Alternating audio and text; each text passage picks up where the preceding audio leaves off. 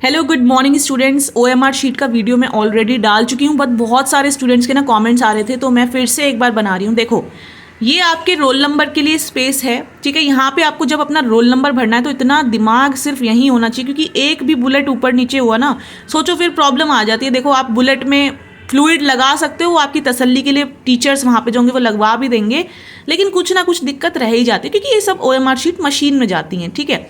तो आप समझो इस बात को कि अगर आप अपना रोल नंबर फिल कर रहे हो, एक तो ब्लू बॉल पेन का और ब्लैक बॉल पेन का बड़ा डाउट पूछ रहे हैं स्टूडेंट्स, तो आप चाहे ब्लू ले जाओ चाहे ब्लैक ले जाओ, कोई परेशानी नहीं है, बस हो ना बॉल पेन चाहिए। वैसे मैं तो रेफर करूंगी कि आप ब्लैक बॉल पेन ले जाओ, उससे ज़्यादा अच्छे से जो है मशीन के अंदर डिटेक्ट कर पाते हैं, क्योंकि कलर हो जाता है डार्क, ठीक है। तो ब्लू बॉल पेन या ब्लैक बॉल पेन होना चाहिए। हर एक बुलेट को बहुत ध्यान से फिल करना, दिमाग इधर उधर कहीं भी नहीं होना चाहिए।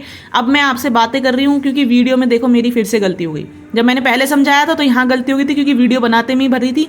तो देखो, ये था 7th नंबर के नीचे 7th नंबर ही भरना रो के अंदर, ठीक है ना। बच्चों को बुलेट्स भरने में कन्फ्यूजन होती है, कोई कन्फ्यूजन नहीं रखनी। जो नंबर ऊपर लिखा है आपके रोल नंबर का, उसी रो में वो नंबर नीचे लिखा होगा बुलेट के अंदर, उसी को फिल करना, ठीक है। और अगर गलत हो जाए तो फिर आपके पास कोई ऑप्शन नहीं है, ना काटने का ना कूटने का। लेकिन हाँ, फ्लूइड ज़रूर लगा देना, थोड़ी सी तसल्ली रहेगी कि चलो ठीक है, हो जाएगा, है ना। ऐसे करके फ्लूइड लगा के आना, अगर आपके पास अवेलेबल हो, कोशिश करना कि आप फ्लूइड लगा दो, ठीक है। अगर गलती हो जाती है, पर 99% कोशिश करना कि भैया गलती ना हो। फिर ये कौन सा नंबर है भैया? ये जो आपका मेन टेस्ट बुकलेट नंबर होगा, ये वो होगा। 99.9% आपका ये नंबर और ये नंबर जो यहाँ पे ओएमआर शीट पे लिखा होगा वो सेम होंगे। तो ज़रा एक बार देख लेना, अगर अलग हो तो टीचर से बोल देना कि मैम ये अलग है। उस कंडीशन में वो आपको बताएंगे कि क्या करना है, ठीक है। तो ये नंबर और आपकी जो बुकलेट नंबर होगी वो सेम होगी, इस चीज़ का ध्यान रखना। और फिर उसके नीचे आपको फिर से बुलेट्स भरने 5 लिखा है, तो 5वें नंबर का बुलेट भरोगे।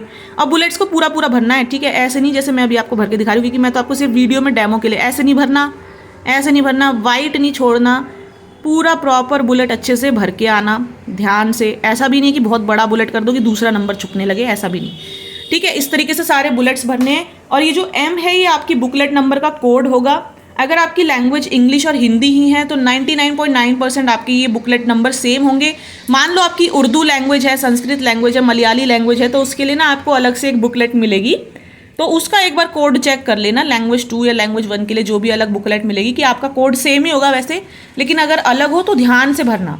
अगर आपको लैंग्वेज 1 की बुकलेट मिली है उर्दू संस्कृत की, तो यहाँ भरना, और लैंग्वेज 2 की बुकलेट मिली है तो यहाँ भरना उसका कोड, ठीक है। वैसे सेम ही होगा, आई होप सो, ठीक है। पर हर चीज़ का ना ध्यान रखना। देखो, यहाँ पे आपका पेपर 1 लिखा होगा, जो भी पेपर होगा, पेपर 2 होगा तो पेपर 2 लिखा होगा, ठीक है। बस ये सब भर के रनिंग हैंड राइटिंग में यहाँ पे अपने साइन कर देना। तो किसी ने पूछा था कि हमारा नाम वगैरह कहीं नहीं लिखवाया जाएगा, तो जी लिखवाया जाएगा। जब ये शीट आप ओएमआर शीट ऐसे पलटोगे ना, तो उसके पीछे वहाँ पे आपको एंट्रीज मिलेंगी, आपके फादर का नाम, आपका नाम, ठीक है। ये सब आपको वहाँ पे लिखना रहेगा, ठीक। ये ओएमआर शीट जो है आपको आपके क्वेश्चन पेपर के अंदर रखी हुई मिलेगी। जैसे ही टीचर्स कहेंगे 10 मिनट पहले, 9 बजने में 10 मिनट पहले आपसे कहेंगे कि शीट निकाल लो और ये सारी एंट्रीज को फिल कर लो, आप फिल कर लेना फटाफट से, पर ध्यान से। फिर आपको वो कहेंगे कि सील ब्रेक कर लो क्वेश्चन पेपर की, और 9 बजे ही आपका पेपर शुरू हो जाएगा। तो आप सबसे पहले कोशिश करना आप CDP का ही अटेम्प्ट करो, ठीक है। सीक्वेंस में अटेम्प्ट करोगे तो ज़्यादा बढ़िया है। अब रही बात कि बुलेट्स 1-1 फिल करें, 2-2 फिल करें, 10-10 फिल करें या 30-30 फिल करें, देखो मैं अपना एक्सपीरियंस बताऊंगी। मैं तो साथ की साथ भरती हूँ। कई लोगों को ये थोड़ा बड़ा काम लगता है, पर मैं साथ ही साथ भरती हूँ ताकि मिस्टेक्स होने की कोई भी गुंजाइश ना रहे। लेकिन अगर आपको लगता है कि नहीं इसमें टाइम वेस्ट ज़्यादा होगा, तो आप 10-10 के बुलेट्स का सीक्वेंस लेके चल सकते हो। मैं 30 का भी स्लॉट नहीं कहूँगी, क्योंकि 30 में ये है कि अगर एक भी बुलेट ऊपर नीचे हो गया ना, तो फिर वो सारे ही गड़बड़ा जाएगा, फिर आप वहाँ पे बहुत दुखी हो जाओगे कि अरे ये क्या हुआ। तो कोशिश करना साथ साथ भर सको अगर आपको लगता है। इसीलिए मैंने आपको प्रैक्टिस करने के लिए कहा है कि ये प्रिंट निकलवा लो, ताकि आपको पता चल जाए आप साथ साथ भर पा रहे हो, या आप 10-10 के स्लॉट में भरोगे बुलेट्स को, ठीक है। कि 10 क्वेश्चन के आंसर टिक करें और फिर भरे बुलेट्स, ठीक है।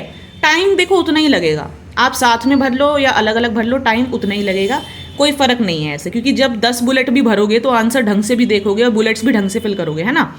तो आपकी चॉइस है, पर मेरा एक्सपीरियंस ये कहता है कि भैया साथ की साथ बुलेट भरते चलो, उसमें भी उतना ही टाइम लगता है जितना आप 10 बुलेट बाद में भरोगे, क्योंकि उसमें भी आपको पूरा क्वेश्चन पेपर पलट पलट के 10 क्वेश्चन तो देखने ही पड़ेंगे ना, ठीक है। लेकिन ये ब्लंडर मिस्टेक मत करना कि 150 के 150 एक साथ भरेंगे या 60 एक साथ भरेंगे, नहीं। छोटे छोटे स्लॉट्स में बांट लेना बुलेट्स को भरने के लिए, एक भी बुलेट ऊपर नीचे हुआ बहुत बड़ी गलती हो जाएगी, ठीक है। CDP, मैथ्स, EVS आप करते चलना। अगर आपको लगता है कि आपका मैथ्स बहुत ही ज़्यादा वीक है, आप मैथ्स के क्वेश्चंस अटैम्प्ट नहीं करना चाहते हो अभी, तो आप उनको स्किप कर सकते हो। लेकिन अगर आपको लग रहा है कि आप पैडागॉजी कर पा रहे हो तो आपकी चॉइस है, अदरवाइज आप मैथ्स का सेक्शन स्किप करके EVS की तरफ बढ़ सकते हो। लेकिन CDP सबसे पहले कर लेना, CDP, EVS। अब उसके बाद जो है आप मैथ्स को फटाफट कर लेना। मैथ्स में मान लो आपको कोई क्वेश्चन ऐसा है जो फॉर्मूला बेस है, आपको आता ही नहीं, तो भैया तुक्का लगाओ और निकलो। एक ही क्वेश्चन पे डटे रहने का, पड़े रहने का वहाँ पे कोई मतलब नहीं है, और सिर में हाथ मारते रहने का कि शायद याद आ जाए। जब आता ही नहीं तो कहाँ से याद आ जाएगा, और चीटिंग करने का कोई स्कोप नहीं है, ठीक है। तो फटाफट अपने मैथ्स के जो है भर के आंसर्स और पैडागॉजी वगैरह सॉल्व करके आगे बढ़ना। सीक्वेंस में करोगे तो फ़ायदे में रहोगे। मैं तो यही करती हूँ, मैंने मैथ्स भी साथ साथ सॉल्व करा था, जो आ रहे थे उनको कर दिया। मान लो इक्का दुक्का बीच में क्वेश्चन नहीं आया तो उनको स्किप करके फिर आगे बढ़े, लेकिन मैं करती साथ साथ चली थी। मेरा एक्सपीरियंस यही कहता है आप सीक्वेंस में करोगे तो फ़ायदे में रहोगे। EVS कर लेना। फिर आते हैं लैंग्वेज 1 और लैंग्वेज 2 पे। देखो लैंग्वेज 1 और लैंग्वेज 2 में सबसे बड़ी गलती होती है बच्चों से कि वो इतनी जल्दबाजी करने लगते हैं ना पेपर के टाइम पे कि मेरा टाइम कहीं मैनेज हो पाए या ना हो पाए। मान लो उनको इन 3 सेक्शन में 2 घंटे लग गए या 1.5 घंटा लग गया, अब वो इतनी हड़बड़ी में आ जाएंगे, इतनी हड़बड़ी में आ जाएंगे कि वो क्वेश्चन पेपर को पलट पलट के देखेंगे ही नहीं। उनको जहाँ हिंदी इंग्लिश दिखा वो टूट पड़ेंगे करने पे। वो ये नहीं देखेंगे कि लैंग्वेज 1 मेरी हिंदी और लैंग्वेज 2 मेरी इंग्लिश है, बस जैसे ही उन्हें क्वेश्चन दिखा और वो करने लगे। हो सकता है वो लैंग्वेज 2 का पार्ट कर रहे हो, हिंदी का क्वेश्चन नंबर 121 लिखा होगा उसके सामने, लेकिन वो टिक लगा के आएंगे 91 के अंदर। और हो सकता है वो लैंग्वेज 1 जहाँ हिंदी लिखी थी उसी के बाद तुरंत आपको इंग्लिश भी प्रिंट होगी, जबकि आपकी इंग्लिश जो है लैंग्वेज 2 है, तो वो भाग 5 में मिलेगा, ठीक है। वहाँ पे लिखा होता है भाग 5 और यहाँ लिखा होगा भाग 4। तो अगर आपकी लैंग्वेज हिंदी है पहली, और आपने हमेशा याद रखो लैंग्वेज 1 का मतलब है क्वेश्चन नंबर 91। पढ़ लेना क्वेश्चन पेपर में, ध्यान से क्वेश्चन पेपर में पढ़ लेना कि भैया क्वेश्चन नंबर 91 ही लिखा हो साइड में, जो क्वेश्चन मैं सॉल्व कर रही हूँ। आपकी लैंग्वेज 1 क्या है वो आपको पता होगा, मैं सिर्फ आपको डेमो के लिए बुक के अंदर दिखा सकती हूँ कि देखो मिस्टेक्स कहाँ होती हैं। देखो ये आपकी बुक, जैसे ये मान लो आपका ये क्वेश्चन पेपर है, उसमें क्या होता है आपको लैंग्वेज 1 हिंदी भी मिलेगी, ठीक है, क्योंकि बच्चों की अलग अलग लैंग्वेज है ना। लैंग्वेज 1 में इंग्लिश का भी प्रिंट मिलेगा और लैंग्वेज 1 में हिंदी का भी प्रिंट मिलेगा, ये होता है। और यहाँ पे साफ लिख रखा है भाग 4 91 से करने हैं आपको क्वेश्चंस, 91 से। अगर आपकी लैंग्वेज 1 हिंदी है तो क्वेश्चन नंबर 91 से करते चले जाना और आंसर्स लगाते जाना। अब फिर आप जब आगे बढ़ोगे ना मेरे प्यारे बच्चों, कुछ बच्चे आगे बढ़ ही नहीं पाते हैं और वो भूल जाते हैं, उनको लगता है ये एक्स्ट्रा दे रखा है, ये एक्स्ट्रा नहीं है। अब जब आपकी लैंग्वेज 2 इंग्लिश है तो देख लो क्वेश्चन नंबर क्या है, 121 से चलना है 150 तक। साफ लिखा है, साफ तौर पर लिखा है इंस्ट्रक्शन से कि अगर आपकी लैंग्वेज 2 इंग्लिश है तो आपको यहाँ से अटैम्प्ट करना है। हो सकता है किसी की लैंग्वेज 2 हिंदी हो तो उसके लिए भी यहाँ दे रखा है कि 121 से अटैम्प्ट करो 150 तक, ठीक है। तो ये लैंग्वेज वाला जो पार्ट है ये कई बच्चों को पता ही नहीं होता और इतनी ब्लंडर मिस्टेक करके आते हैं, सारे बुलेट्स ऊपर नीचे। ब्लंडर मिस्टेक क्या करेंगे कि लैंग्वेज 1 में ही 2 हिस्से हो रखे हैं, हिंदी इंग्लिश, हिंदी का यहाँ भर देंगे और लैंग्वेज 1 की इंग्लिश अटैम्प्ट करके यहाँ भर देंगे। तो भैया क्वेश्चन सेम नहीं है, पैराग्राफ अलग है तो आंसर भी अलग हो गए, तो आपका पास होते होते भी आप फेल हो जाओगे, ठीक है। तो मैंने डेमो में आपको दिखा दिया कि लैंग्वेज 1 और लैंग्वेज 2 में क्या गलती होती है। कंफ्यूज मत होना, ध्यान से करना, इसीलिए मैं बार बार कह रही हूँ कि प्रैक्टिस करो भैया, प्रैक्टिस करो और इस पे करो ताकि आपको टाइम मैनेजमेंट आ जाए।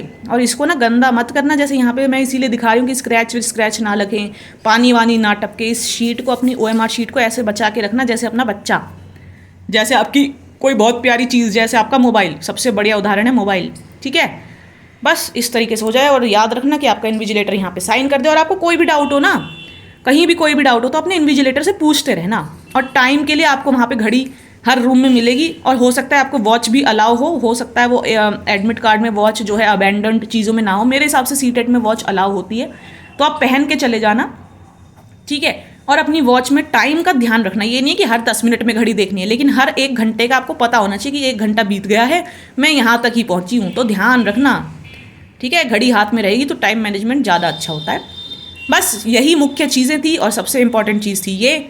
तो आई होप आपको वीडियो अच्छा लगा होगा। और अगर आपने यहाँ से वो मिस्टेक करने से आप बच गए हो तो प्लीज़ चैनल को देखो सब्सक्राइब कर लिया करो प्यारे दोस्तों, ठीक है, सब्सक्राइब जरूर कर लेना। And all the very best, क्योंकि मैं दिल से चाहती हूँ आप सबका एग्जाम क्वालिफाई हो, तो प्लीज़ सब्सक्राइब जरूर कर लेना।